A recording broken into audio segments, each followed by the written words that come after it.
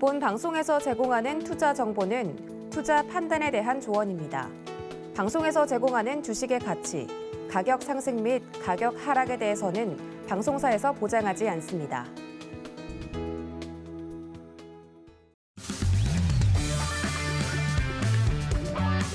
안녕하세요. 해외 시장 소식을 가장 빠르게 만나보는 시간, 해외선물 신세계 리턴즈의 손자희입니다. 네, 우리 시각 밤 10시 30분에 개장한 미국의 3대 지수 상승 출발했습니다. 나스닥이 오늘은 2.5% 상승하면서 가장 큰 폭으로 오름세 나타내고 있는데요. 인플레이션 우려 속에서 이 정책 이반자들은 시장을 다독이고 있지만 이 월가와 언론에서는 여전히 아래 공포인 경기 침체 우려를 나타내고 있습니다. 어느 쪽 의견에 조금 더 귀를 기울여 보는 것이 좋을지 해외 선물 신세계 리턴즈에서 그 방향에 대한 힌트 알아보도록 하겠습니다. 네, 그럼 먼저 우리의 계좌 수익을 탄탄하게 지켜주실 마스터 화면 통해서 만나보시죠.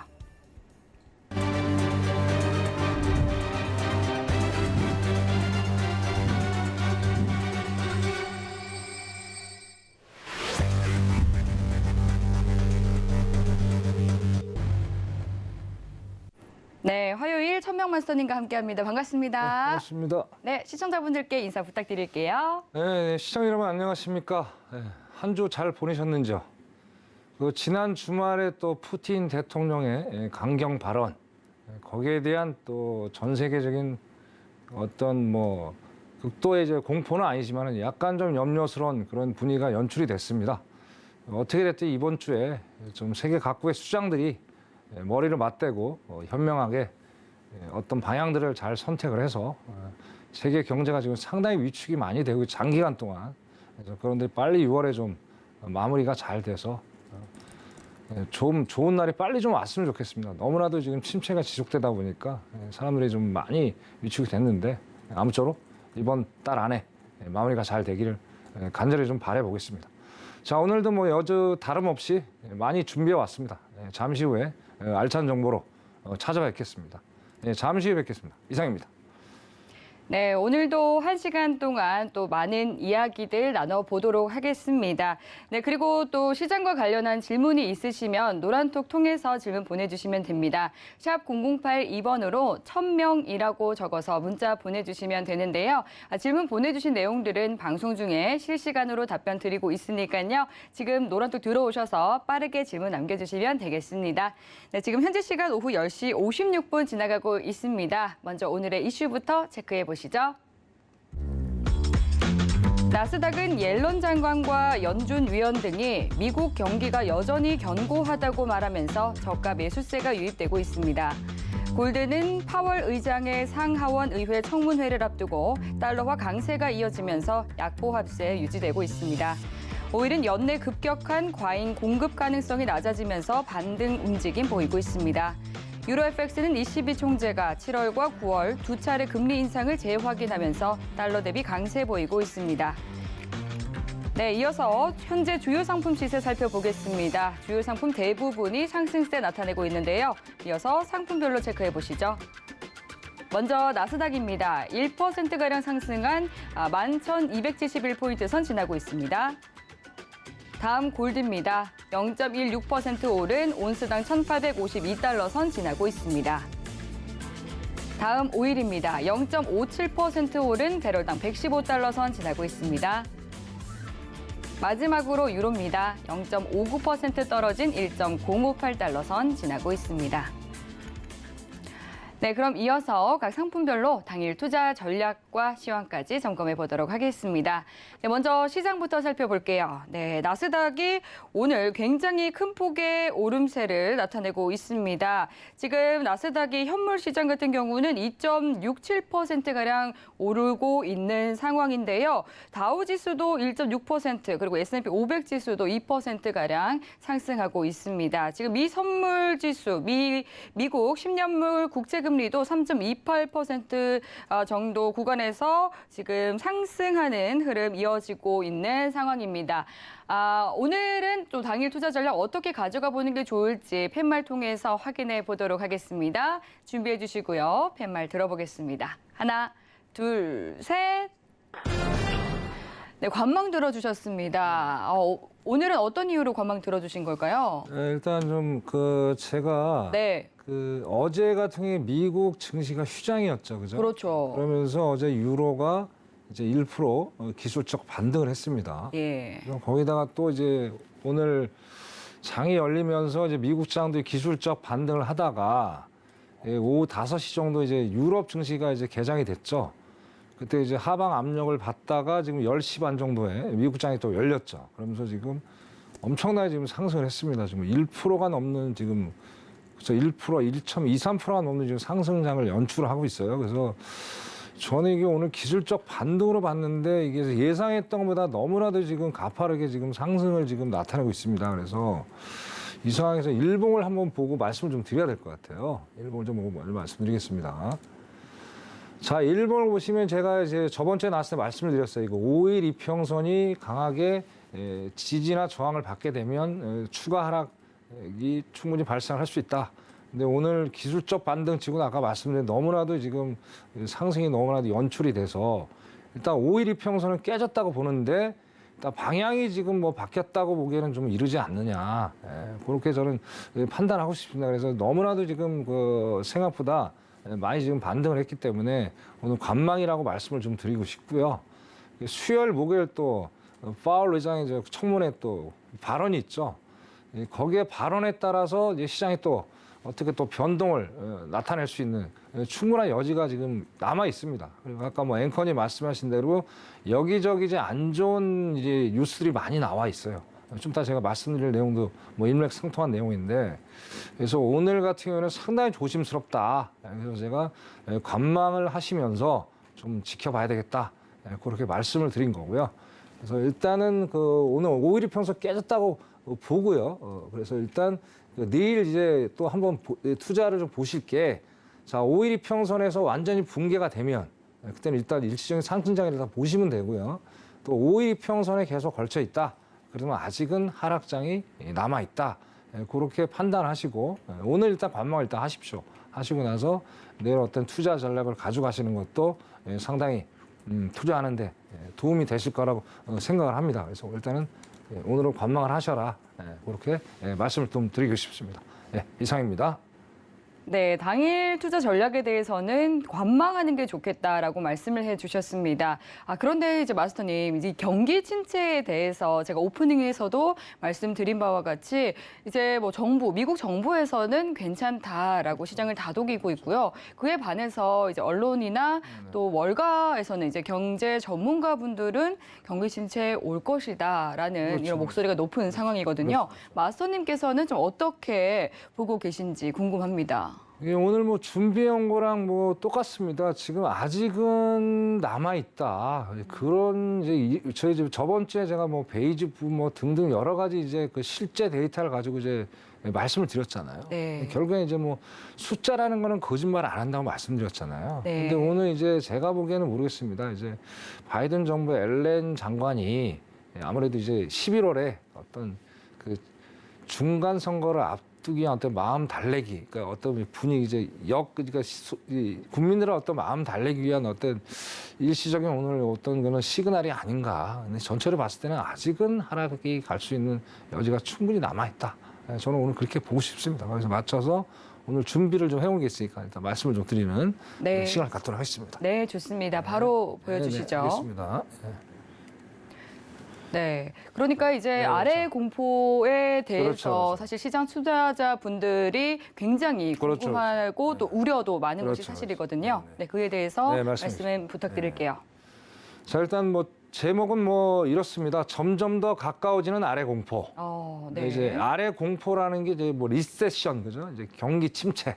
근데 경기 침체가 뭐 여러 종류가 있습니다. 뭐 단기, 중기, 장기가 있는데 네. 일단 중기, 장기는 일단 둘째 치더라도 일단 뭐 저번 주에 이제 FMC 성명에 이제 2022년부터 2024년까지에 대한 어떤 뭐 GDP 등등 실업률 거기 이제 보고서가 제가 전격을 해서 말씀을 드렸죠.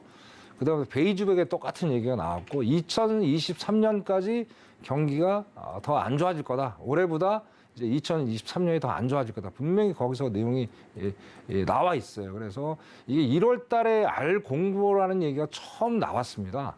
그때만 해도 뭐 거의 한 10% 정도 경제학자들이, 전문가들이 그 정도 이제 말씀을 좀 하셨는데, 불과 지금 이제 5개월이 지난 6개월, 그러니까 5개월은 6월 지금 시점에서 거의 한 경제학자들 중에 한 50%, 과반수가 이제 알 공포에 지금 와 있다. 그렇게 지금 얘기를 하고 있는 상황이 지금 놓여 있어요. 거기다 이제 2008년도까지만 금융위, 글로벌 금융위였죠. 그때 당시에는도 예상 확률이 한 38%밖에 안 됐습니다. 그럼 벌써 그러니까 한 6%의 갭이 있는 거죠. 그죠? 그래서 또 이제 월스트리트 저널 일부 전문가들이 하는 얘기가 무슨 얘기냐. 자, 이미 경기 침체가 왔거나 아니면 그 직전에 볼 수 있는 높은 어떤 수치다. 그렇게 지금 얘기를 하고 있는 상황이에요. 그렇기 때문에 여기에 대해서 도대체 어떤 것들 때문에 알공포가 지금 이슈가 되는지 거기에 대해서 전격을 한번 해보겠습니다. 자, 첫 번째 이제 심상치 않은 유가 천연가스입니다. 심상치 않은 유가 천연가스. 자, 여기 보시면 이제 그 6월 6일입니다. 6월 6일 천연가스, 내추럴가스 얘도 6월 6일 동일하고. 자, 밑에 보시면 이제 유가라든지 천연가스가 7주 연속 계속 상승세로 이제 마감을 해서 끝났어요. 근데 6월 6일 기점으로 해서 갑자기 이제 얘가 곤두박질 치는, 뭐 유가 같은 경우 이제 123달러가 이제 넘었었죠. 123달러, 한 4달러 근접하는까지 갔다가 한 106달러까지 지금 밀렸다가 지금 한 110달러 또 횡보를 지금 하고 있는 상황. 거기다가 이제 뭐 내추럴 가스는 없었습니까? 9,300인데 6,000까지 밀리는. 오히려 이제 그 오일보다 변동폭이, 하락폭이 상당히 큰 그런 이제 그래프상의 모습을 좀 보여주고 있어요. 근데 이게 바로 이제 어떻게 보면 밑에 보시면 괴이한 뭐 하락 현상이다. 무슨 얘기냐? 자, 2주 지금 이제 중국이 이제 봉쇄 완화가 됐잖아요. 그죠? 그럼 아무래도 그러면 석유 소비가 이제 많아질 수밖에 없는 상황이고, 또 우크라이나 전쟁은 아직 끝날 기미를 보이고 있는 상황도 아니고, 또 이란 핵 협상도 여전히 미궁 속에 빠져 있고, 그죠? 여러 가지 이제 공급적인 측면에서 상당히 글로벌적으로 위기가 지금 있는 상황인데도 불구하고 지금 유가가 빠졌다는 건 뭡니까? 일단 전 세계적으로 소비가 위축이 됐다는 거예요. 뭐 제가 몇 번 말씀드렸듯이 우리나라 지금 어떻습니까? 뭐 휘발유, 그다음에 경유, 그죠? 상당히 지금 고공행진을 하고 있고, 미국도 마찬가지라고 말씀드렸죠. 5월 달에 비해서 거의 6월 달에 한 1달러, 약 1달러 가까이 상승하는 그런 지금 상황을 지금 보여주고 있는 상황이에요. 그러다 보니까 어떻습니까? 사람들이 일단 이 소비 심리가 위축이 되다 보니까 아무래도 이제 차를 좀 덜 몰게 되고, 그죠? 대중교통을 좀 많이 이용하는 상황. 그런 상황이다 보니까 이제 유가가 오히려 지금 서머타임, 바캉스 시즌인데도 불구하고 미국이 지금 재고가 2주 연속 증가했다는 거는 상당히 지금 인플레이션의 소비자들이 압박을 받고 있다. 그리고 저번 주도 미시건대 소비 심리도 말씀드렸죠. 50.2%. 거기서 몇십 년 만에 또 최저치를, 그러니까 통계 낸 이래, 그죠? 그때 1972년도에 통계 낸 이래 가장 최저치. 이제 그런 것들을 바라보면서 제가 첫 번째로 알 공포가 유가, 천연가스에 대한 문제 때문에 지금 발생하는 게 아닌가. 그렇게 일단 말씀을 드리고 싶습니다. 두 번째로요. 자, 제가 이제 또 4월 달인가 그런 것 같습니다. 석유 파동에 대해서. 석유 파동이 언제입니까? 1970년부터 1980년이죠. 그죠? 그때 이제 1970년을 한번 돌아봐야 될 것 같아요. 여기 표에 보시면은 이제 1970년대가 거의 4%, 5% 그 사이 때 이제 물가 상승률이었어요. 근데 지금 어떻습니까? CPI가 8.6%죠. 8.6%라는 건 41년 만에. 그러니까 석유 파동 그 시점을 이제 기준으로 해서 지금까지를 보시면 될 것 같아요.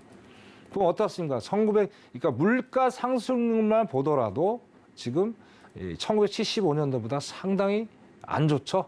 그죠? 그때 어떤 이제 환경적인 측면도 지금 많이 달라요. 무슨 얘기냐. 자, 석유 파동 때는 그냥 단순히 석유에 대한 문제, 실업률이 되게 높았죠. 그러다 보니까 뭐 인건비 상승을 기대도 못하고 일만 뭐 시켜달라 그런 식으로 하다가 이제 뭐 석유 파동 장기 10년의 이제 그런 침체기를 맞았는데 지금 상황이 완전히 달라요. 그죠? 뭐 우리 시청자 여러분 잘 아시다시피 이제 곡물에 대한 이슈, 또 기후 변화에 대한 이슈, 그다음에 이제 석유, 당연히 석유는 뭐 포함이 되는 거고 여러 가지 이제 복합적인 것들이 지금 발생하다 보니까 이 시대하고 완전히 달라요. 거기다 또 없었습니까 지금? 지금 뭐 물가상이 당연히 높고 실업률은 뭐 이제 현저히 좀 낮은 편인데 이때에 비해서 근데 임금 상승에 대한 이제 그 부분이 있는 거예요 지금. 임금 상승을 무한정리 할 수가 없잖아요 지금. 제조사들이 뭐 저번에 말이 애플이 2분기에 가이던스도 좀 낮추고 있는 상태이기 때문에 그런 여러 가지 측면에서 바라봤을 때 오히려 1975년도보다 물가 상승률이 높으면서도 여러 가지 정황상 상당히 지금 안 좋은 상황에 놓여 있다. 그래서 두 번째 알공포에 대한 어떤 시그널이 아닌가 그렇게 또 말씀을 드릴 수 있을 것 같습니다. 자, 다음 보겠습니다. 자, 다음 또 GDP예요. GDP. 그죠? 모든 게 지금 연관이 돼 있어요. 그래서 따로따로 어떻게 생각할 수 없는 상황이 지금 놓여 있다. 그래서 여기 보시면 자, 2022년 역성장 이거 팬데믹으로 회귀가 됐다. 이거 저번에 내가 비슷하게 좀 말씀드렸던 것 같아요. 자, 팬데믹 때 한번 보시죠. 이게 보시면 자, 거의 마이너스 31.2% GDP가 빠졌다가 그 다음에 이제 33.8% 거의 뭐 이 하락분을 거의 세이브 시키는 그런 장세가 연속이 돼가다 오다가 결국에 어떻습니까? 2월 달에 마이너스 1.5%는 1분기죠, 1분기. 그죠? 마이너스 1.5%는 아주 저조한 그런 GDP 성장률을 보여줬어요. 근데 이걸 보면 어떻습니까? 지금 이게 팬데믹 전에 보면 1.9%에 보통 저성장이었죠, 이때는. 이때하고 이제 비교하면 거의 한 2.4%에 육박하는 이 갭이 있어요. 근데 이때 이제 팬데믹 전에는 어땠냐면은 우리 뭐 시청 잘 아시다시피 일단 뭐 경기가 어려우면 일단 돈을 풀었습니다. 그래서 뭐 시간 좀 걸렸을 뿐이지 결국엔 V자 반등을 했어요. 그죠?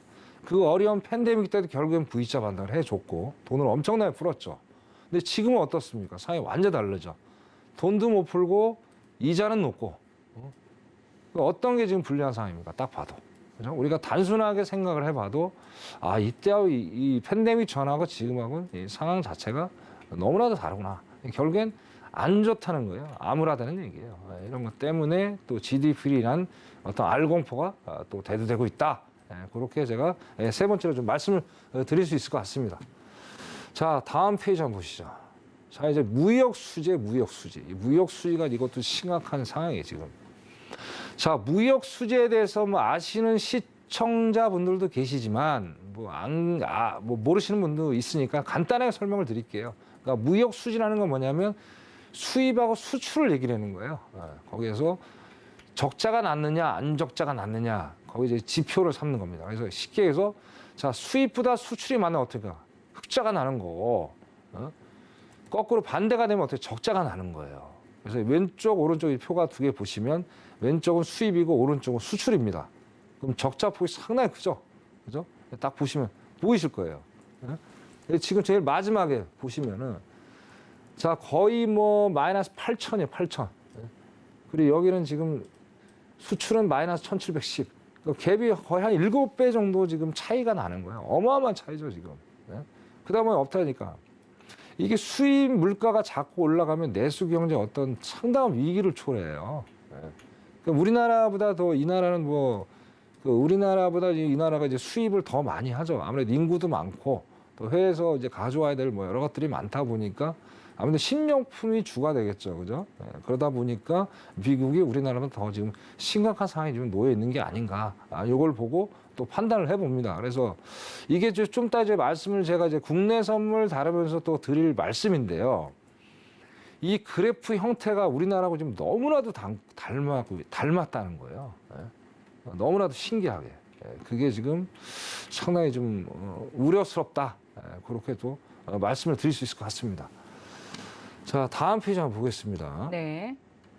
자, 다음은 이제 비농업군 급여 대폭 감소세에 놓여 있다. 뭐 간단히 얘기해서 이제 그냥 일반 이제 근로자를 이제 말씀을 드리는 겁니다. 그래서 이 그래프에 보시다시피 이제 뭐 3월 이후부터 그죠? 이제 3월 당연히 3월이겠죠. 뭐 우크라이나 전쟁이 2월에 터졌으니까 3월 달부터 급격하게 이제 감소세에 돌아섰어요.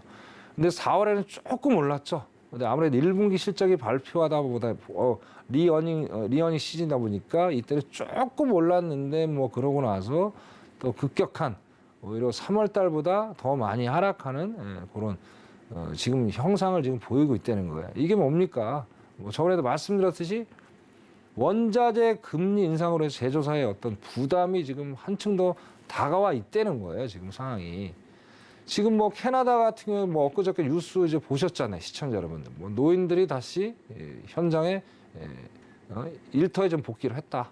고물가에 시달리다 보니까 뭐 이제 그 노인들이 나오면 어떻습니까? 좀 뭐 어쨌든 일이라도 시켜주면 감사하니까 뭐 저임금을 받더라도 일을 하는 그런 형국. 그죠?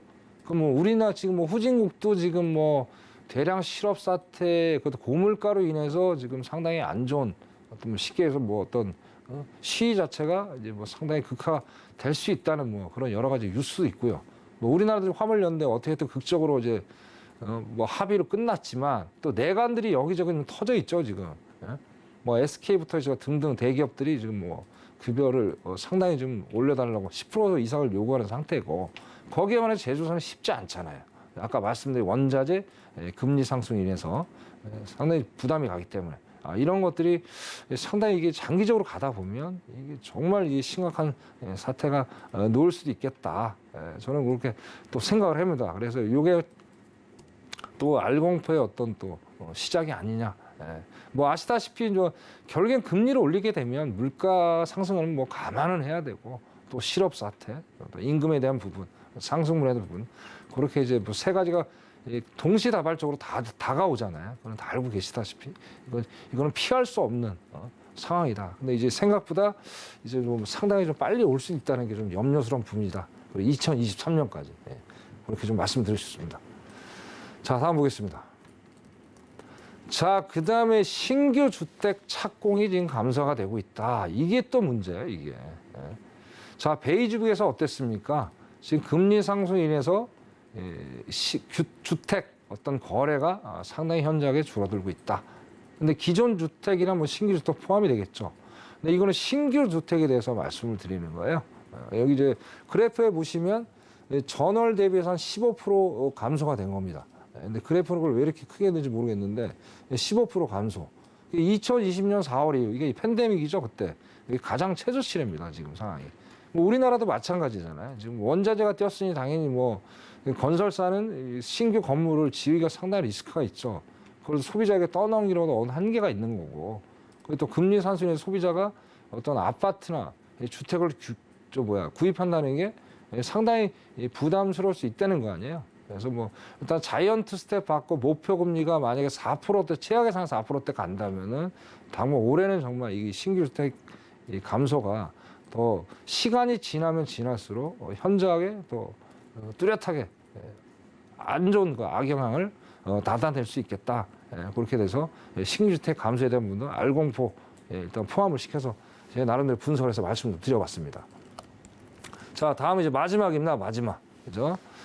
자, 결국엔 이제 제 나름대로 데이터를 분석해서 알공포의 어떤 시그널을 찾아봤고, 자, 그러면 결론적으로 이제 그 미국 전문가들은 어떻게 생각하느냐. 이게 제일 중요한 거잖아요. 제가 서두에 말씀드렸어요. 그죠?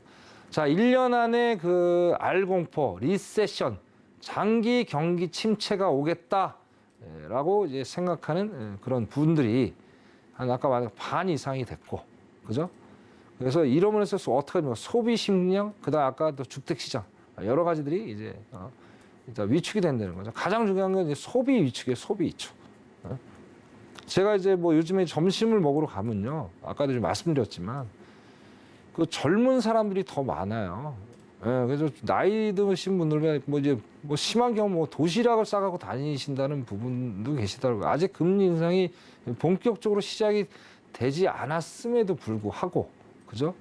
그리고 또 이제 뭐 원자재가 아직도 뭐 어떤 해결될 기미를 보이고 있지 않다 보니까 이제 실업 사태가 이제 곧 약이 될 수도 있는 어떤 그런 아주 중요한 지금 지점에 와 있다. 그렇게 보여지는 거예요, 상황이. 그래서 이 전체적으로 이렇게 봤을 때 상당히 제가 봐도 이제 일리 있다. 그리고 전혀 근거 없는 얘기가 아니더라.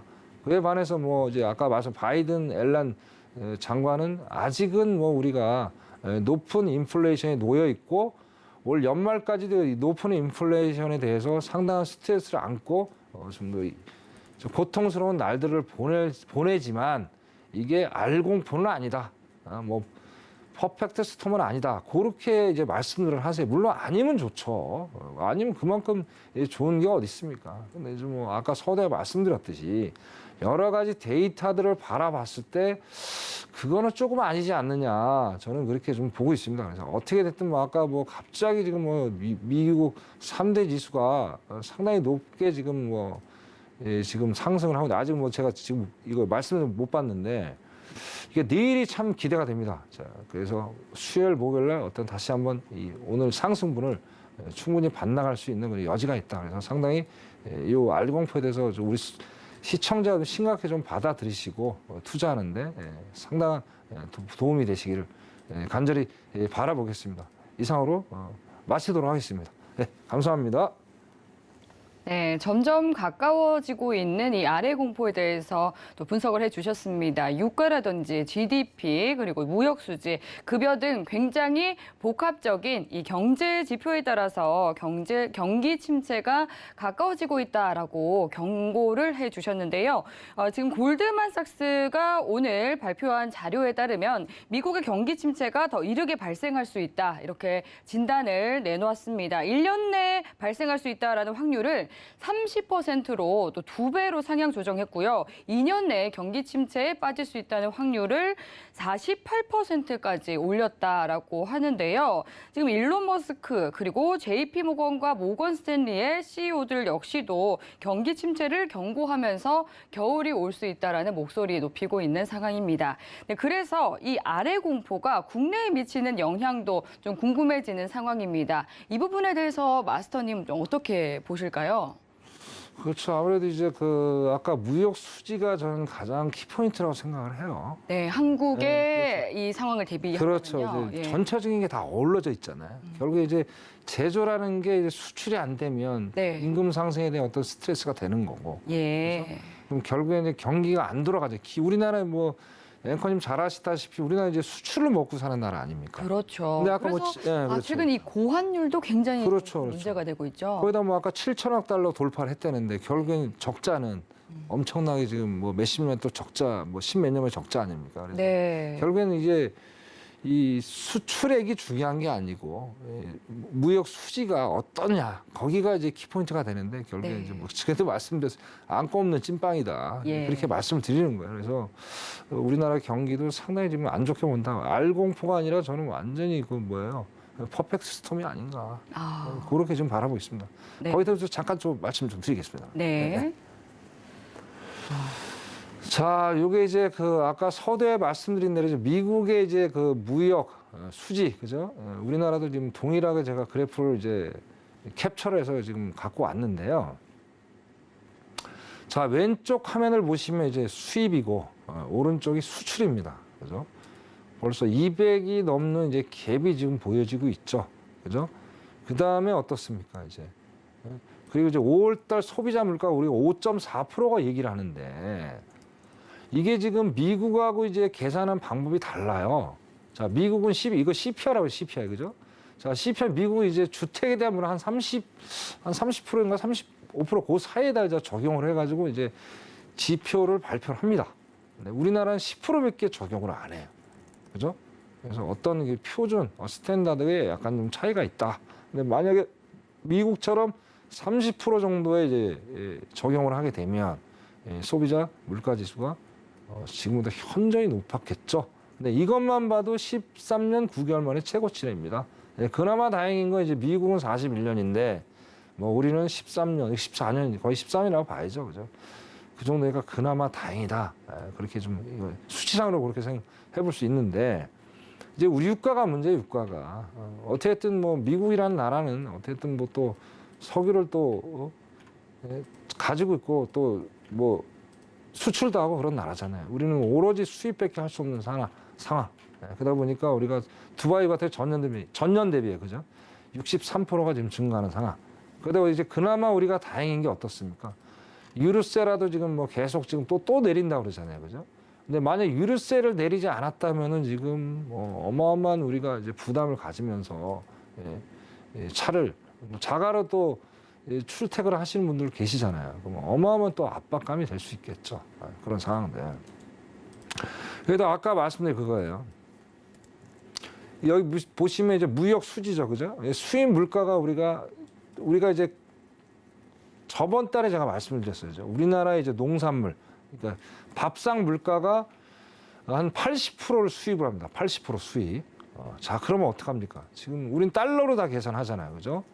지금 아까 제가 그 방송하기 전에 달러가 지금 1293원, 5원 왔다 갔고 하는 것 같은데 이게 곧 1300원 갈 것 같아요. 그럼 이제 달러가 높으면 어떡합니까? 그럼 우리나라는 상당히 뭐 지금 수입하는 입장에서 엄청난 그 부담으로 다가올 수 있죠. 그래서 뭐 소비자뿐만이 아니라 어떻습니까? 일단 내수 물가가 상승에 대한 경고도 일단 켜질 수밖에 없는 상황이고, 그럼 기업들은 아까도 말씀드렸어요. 엄청난 또 부담이 될 수 있는 상황이 연출이 될 수밖에 없잖아요. 그래서 뭐 미국 경제는 둘째 치더라도 한국 경제가 어떻게 보면 이 회복하는데도 시간이 많이 걸릴 것 같고, 오히려 미국보다 이 침체기가 더 빨리 찾아올 수 있지 않을까라는 상당히 좀 염려스러움이 있습니다. 그리고 금리를 이제 보면은 이제 그 미국 같은 경우에 어떻게 6월에 일단 0.75가 나왔잖아요. 근데 우리는 이제 또 7월에 이제 금통위가 있는데 우리가 좀 늦게 열리잖아요. 그죠? 근데 어떻게 또 우리 선제 대응을 지금 할 수 있는 상황이 아니에요. 지금 상황에서. 근데 만약에 뭐 퍼펙트 등이 2번 나오게 되면 우리는 어떻게 발빠르게 어떤 조치를 하지 않으면 이런 위험한 상황들을 어떻게든 커버할 수 있는 그런 시간들을 많이 놓칠 수 있겠다. 그렇게 말씀을 좀 드려보고요. 일단은 어떻게 됐든 우리는 이제 뭐 선물이라는 거는 그렇지 않습니까? 뭐 주식 상황 상당히 좋지 않지만 그래도 선물은 뭐 양방으로 어떤 투자를 할 수 있는 장점이 있기 때문에 저번에 이제 국내 선물에 말씀을 드렸는데 오늘은 일단 차트를 보면서 자, 어떻게 이제 앞으로 포지션을 잡아 나갈 것인가 거기에 대해서 좀 설명을 드리는 잠깐 시간을 갖도록 하겠습니다. 네. 네. 네, 이제 국내 선물의 앞으로의 방향에 그렇죠. 대해서 짚어주신다고 네네네. 합니다. 네, 바로 차트 보고 설명 부탁드릴게요. 네, 알겠습니다. 네. 자, 지금 보시면 우리나라 코스피 200이죠. 네, 계속해서 연일 좀 그렇죠, 계속. 연 저점까지 그렇죠. 흘러내리고 있더라고요. 그렇죠. 그리고 또 저번 주 20일 날, 그죠? 20일은 어제죠, 어제. 어제 같은 경우에 종가 기준 마이너스 1.61%가 내려갔어요. 예. 어제 미국장이 휴장이었음에도 불구하고 저도 깜짝 놀랐습니다. 이렇게 내려갈 수 있나. 그러니까요. 네, 그래서 오늘 기술적 반등이 나와서 약간 뭐 상승으로 그나마 좀 마감이 됐는데 네. 또 어제 또 2,400이 깨졌죠. 그죠? 네. 그러다 오늘 가까스로 2,400을 일단 턱걸이를 좀 했는데. 네, 회복했고. 네, 그렇죠. 이게 이제 아까 말씀 미국하고 상황이 안 좋은 게 뭐냐면 자, 이게 5일 이평선에 딱 걸려 있어요. 단기 이평선. 여기를 돌파를 못하면은 무조건 내일 또 하방 압력을 충분히 받을 수 있다. 네, 그래요. 이제 RSI가 이제 어떻게 보면 이제 그 매수 매도에 대한 어떤 그런 신호입니다. 신호. 근데 여기 보시면 이제 31.61이거든요. 근데 이게 30 이하로 떨어지면 그건 이제 아주 상당히 긴 기간 동안 이 침체에 갈 수 있다. 그렇게 좀 해석을 할 수가 있겠습니다. 그래서 만약에 내일 일단은 우리가 봐야 될 게 두 가지 포인트입니다. 일단 환율이 어떻게 지금 방향을 틀 것인가. 근데 이제 미국 금리는 국채는 아직 3%대에 머물러 있기 때문에 모르겠어요. 수요일 날, 목요일 날 이제 그 어떻게 돼요? 파월 의장이 어떻게 발언을 하느냐에 따라서 국채 금리가 또 급등을 할 수도 있겠죠. 그러면서도 달러가 또 동시에 같이 급등을 분명히 할 것이고, 그죠? 거기에 대해서 이 어떤 이 우리 국내 증시가 요동을 치는 오늘 빼고 수목금이 되겠다. 3일이 되겠죠. 그러니까 다음 주는 아무래도 이제 4일밖에 없으니까 뭐 큰 뭐 이슈는 없을 것 같은데 이번 주 수목금이 상당히 어떤 변곡점을 맞이할 수 있는 시간이 될 것 같으니까요. 뭐 시청자 여러분들이 요거 이 5일 이평선을 이제 분기업으로 정확히 판단하시고 이제 어떤 투자의 포인트를 가져갔으면 좋겠다. 그렇게 말씀을 좀 드리고요. 일단은 상방은 아니다. 일단 하방이란 어떤 한 방향만 또 여러분들이 선택을 하고 나서 투자를 하셔야지 뭐 기술적 반등이야. 그래도 뭐 저점 왔어. 이제 뭐 올라갈 수 있어. 그렇게 되다 보면 상당히 또 리스크가 될 수 있으니까 아직까지는 상방을 할 수 있는 여지가 전혀 근거가 없다고 이렇게 일단 딱 고정 딱 방향 선택을 하나하나 고정을 해놓으십시오. 그러면 일단 투자하기도 편하실 거예요. 이것저것 하다 보면 되게 혼돈이 오니까 일단 하방으로 보시고 내 오이평선 지지 여부 판단하신 다음에 어떤 투자 전략을 짜가라. 그렇게 제가 간략하게 국내 선물 차트 진입가를 좀 말씀드렸습니다. 네, 이상입니다. 네, 국내 선물 그리고 국내 시장에 대한 향방과 투자 아이디어까지 짚어주셨습니다. 그런데 이제 증시 같은 경우는 계속해서 좀 연 저점을 경신하고 있고요. 이 환율은 연 고점을 경신하고 있습니다. 원달러 환율 오늘도 연 고점을 높이면서 1,293원대에 마감을 했는데 이제 1,300원 구간이 정말 눈앞에 있다라고 봐도 무방할 것 같습니다. 고점을 한 어느 정도 선까지 보면 좋을까요, 마스터님? 이거 제가 5월달인가 4월달에 앵커님이 저한테 여쭤봤어요. 그죠? 네. 저는 1,300 이상은 무조건 갈 것 같고요. 네, 그때 말씀해 주셨는데 여전히 그 그렇죠. 시각을 유지하고 계신가요? 그렇죠, 그렇죠. 그래서 저는 이제 보는 게 뭐냐면 아까 이제 그 알공포라는 게 예. 일단 2020년 이제 상반기가 이제 6월이면 다 끝나지 않습니까? 네. 그죠? 이제 하반기가 6개월이 남았는데 예. 일단은 그 나머지 6개월은 제가 죄송한 말씀이지만 어떤 이제 숫자들, 나쁜 숫자들이 계속 주입이 될 거 아닙니까? 그죠?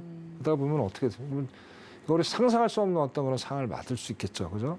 그래서 제가 최악의 경우에는 한 1,400원까지도 갈 수 있다. 이렇게 좀 보고 싶습니다, 지금. 아쉬워, 안타까운 얘기지만. 거기다가 또 이제 제가 이제 뭐 다음 주나 다다음 주에 제가 요 기술적 분석을 왜 이렇게 가는지를 이제 그거 좀 준비를 지금 하고 있습니다. 거기서 그래서 그 새로운 걸 한번 말씀 좀 드릴 거고요. 그 다음에 코스피도 제가 그때 그 4월달에 처음 출연했을 때 이제 앵커님이 여쭤보셨어요. 최종 하락가를 얼마까지 보고 있느냐. 저는 최악의 경우 그때 분명히 말씀드렸습니다. 2,000대까지 내려갈 수 있다. 왜? 팬데믹 전에 거의 1,400과 1,600이었던 걸 기억합니다. 그래서 거기까지도 충분히 내려갈 수 있다. 올해만 뭐 중요한 게 아니에요.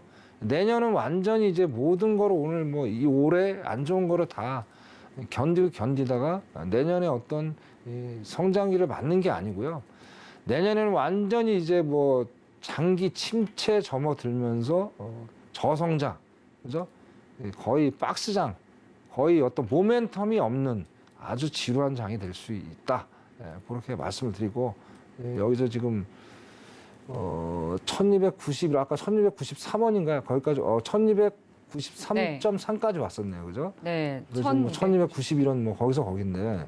그래서 요게 이번 주에 분명히 아까 말씀 파월 의장의 얘기에 따라서 1300 지지 여부를 정확히 좀 판단을 해봐야 되겠다. 그렇게 좀 말씀을 드리고 싶네요.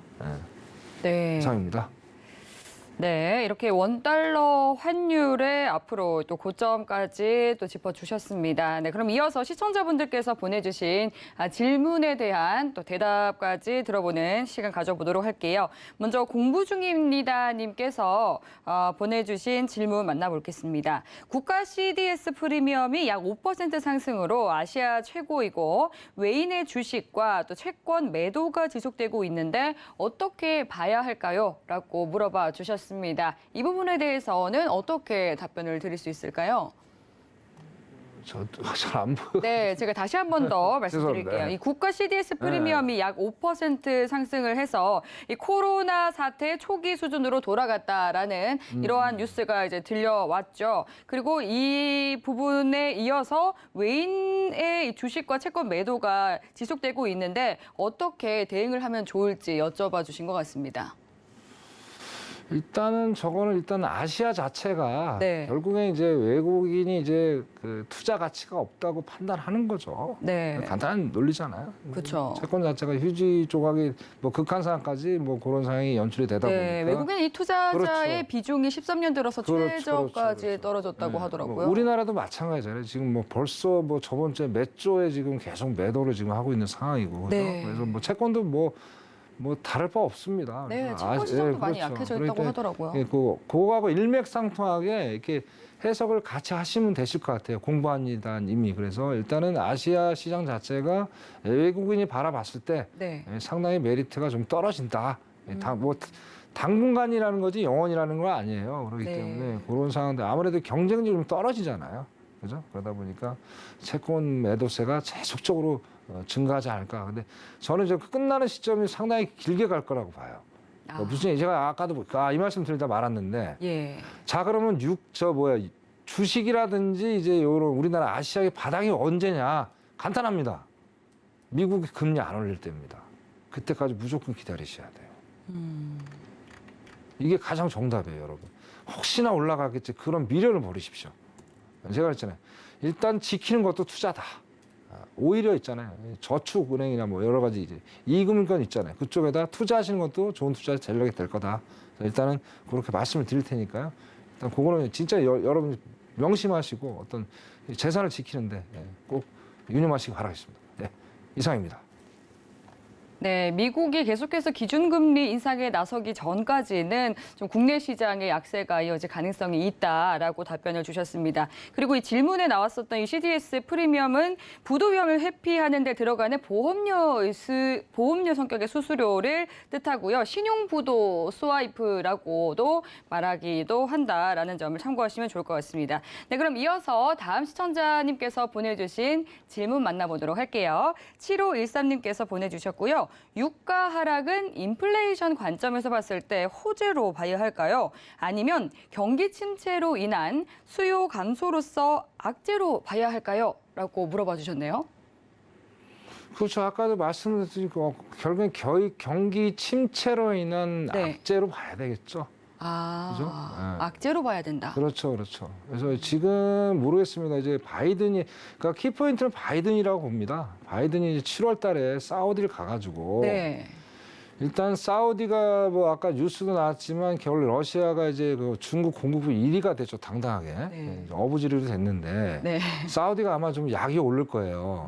왜냐면 이제 자기 밥그릇에 손을 댔으니까. 그렇죠. 그렇게 되면 이제 사우디가 정말 야, 이거 내가 한번 해봐야 되겠는데, 근데 그것도 쉽지 않다는 얘기예요. 뭐 저번에도 몇 번 말씀드렸지만은, 자, 이게 뭐 증산한 데서 바로 되는 것도 아니고, 이제 펌핑하는 기계가 이제 이하들은 확보가 다 돼 있다면요, 바로 가죠.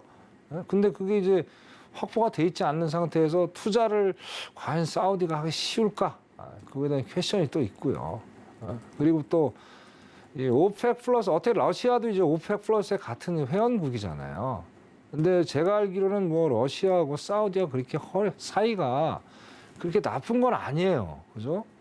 그런 상황이기 때문에 바이든이 간다고 해서 그게 과연 해결이 될까? 거기에 대한 퀘션도 좀 없지 않아 있고요. 그리고 또 지금 문제가 또 되지 않습니까? 지금 뭐 어제 유럽, 그죠?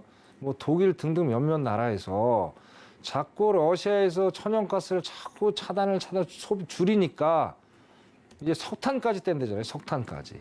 그죠? 이제 2050 탄소 중립은 머나먼 얘기가 된 거예요.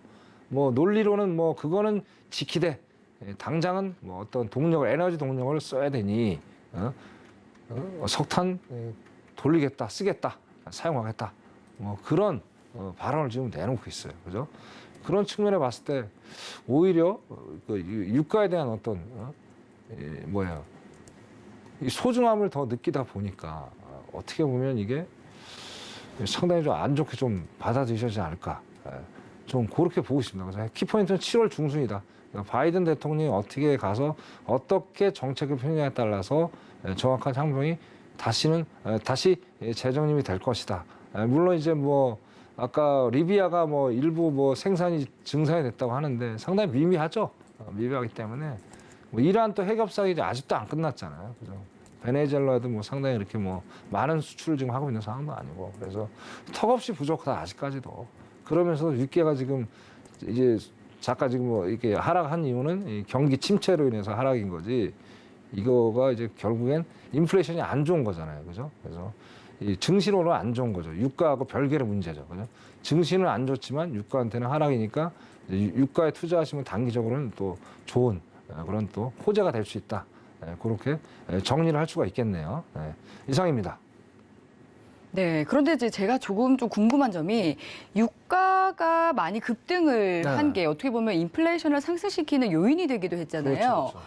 해서 유가가 하락하게 된다면은 인플레이션을 좀 해소하게 되는 또 다른 좀 호재로도 볼 수 있을 것 같기도 한데 그렇지는 않나요? 그렇죠. 그렇게도 볼 수도 있는데 예. 제가 아까 이제 말씀드렸듯이 결국에는 이제 소비 심리가 위축이 되다 보니까 거기에 대한 어떤 이 뭐죠 또 다른 재고가 상승 재고가 남은 거지 네. 그게 호재는 아니다. 근데 우리 뭐 아까도 말씀드렸죠. 지금 뭐 차 안 몰고 다니고 대중교통 이동에서 자꾸 늘어나고 예. 그리고 뭐 그 아까 이제 뭐 뉴욕 뉴스를 또 봤는데 일부 시민들이 올 여름은 휴가 못 갈 것 같다. 기름값이 엄두가 안 난다. 네. 뭐 그런 것들. 그러니까 소비 심리 위축으로 인해서 증가지. 네. 이게 어떤 호재는 아니다. 그렇게 좀 소비자 아니고 시청자 여러분들이 이해를 하시면 될 것 같습니다. 그렇군요. 네네. 그렇다면 앞으로 이 오일의 흐름이라든지 또 이 당일 오일 투자 전략도 좀 궁금하거든요. 네네. 차트 보고 네, 자리값 그렇죠. 한번 잡아주시죠. 네, 잠깐만요. 네.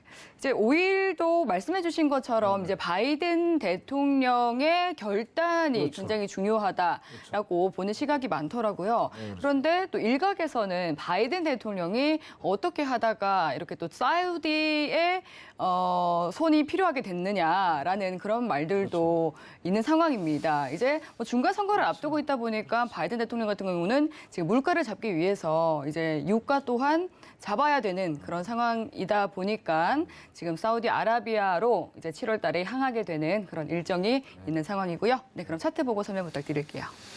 네, 오늘도 이거 뭐 오일도 뭐 상당하네요. 아까 지금 이것도 네, 지금 장대 양봉이 갑자기 뭐 나왔네요. 장대 양봉이 나와서 아까 지금 여기 109달러에서 횡보를 하다가 이렇게 장대 양봉이 나왔는데 이것도 아까 말씀드린 대로 제가 그랬죠. 일단은 이 말씀드린 110달러에서 115달러에서 당분간 횡보를 할 것이다. 제가 말씀을 그리고 여기도 똑같아요. 지금 단기적으로 지금 상승을 한 거지. 결국 장기적으로 봤을 때는 이거 7월까지는 이제 110달러에서 115달러에서 어느 횡보를 좀 할 것이다. 그렇게 좀 이해를 하셔야 될 것 같아요. 그래서 지금 상황에서는 어떤 방향성이 정확히 없다. 아까 말씀드린 똑같은 얘기가 반복이 되는 거니까 일단은 어떤 이제 방향이 딱 정해졌다. 뭐 하락장이다, 뭐 상승장이다라고는 얘기하기는 속단이 상당히 좀 위험한 지금 상황이기 때문에 7월 달까지는 무조건 지켜봐야 되겠다.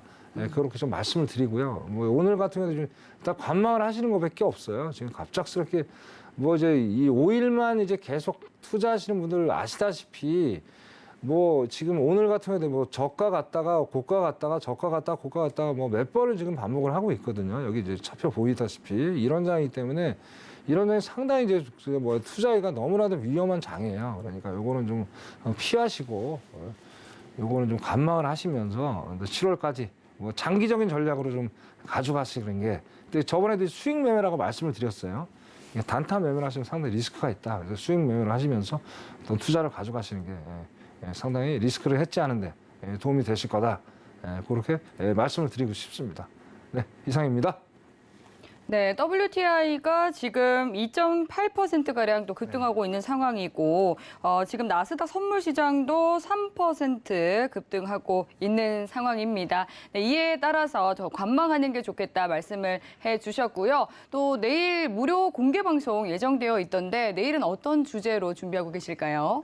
네, 내일도 뭐 오늘하고 동일한 뭐 주제로 말씀을 좀 드릴 거고요. 그래서 뭐 아까 이제 말씀드렸던 수요일, 목요일이 상당히 중요한 그 날입니다. 그래서 거기에 따라서 다시 한번 이제 어떤 시장의 변곡점이 될 수 있는 상당히 중요한 순간이기 때문에 오늘 저 생각보다 너무나도 기술적 반등이 지금 많이 올라왔는데 이 시청자들 상당히 좀 혼란에 지금 빠지셨을 거라고 생각을 해요.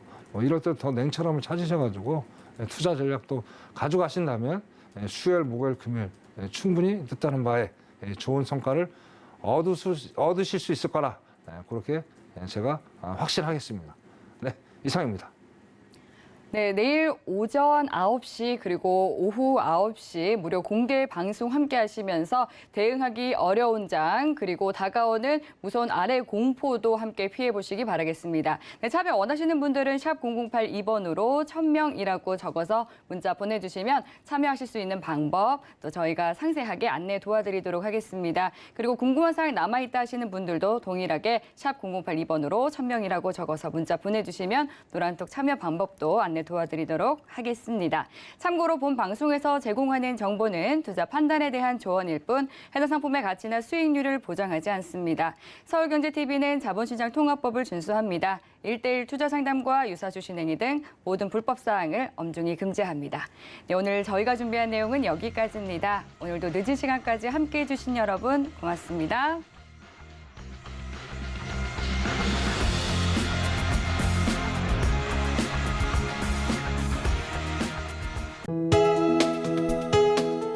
본 방송에서 제공하는 투자 정보는 투자 판단에 대한 조언입니다. 방송에서 제공하는 주식의 가치, 가격 상승 및 가격 하락에 대해서는 방송사에서 보장하지 않습니다.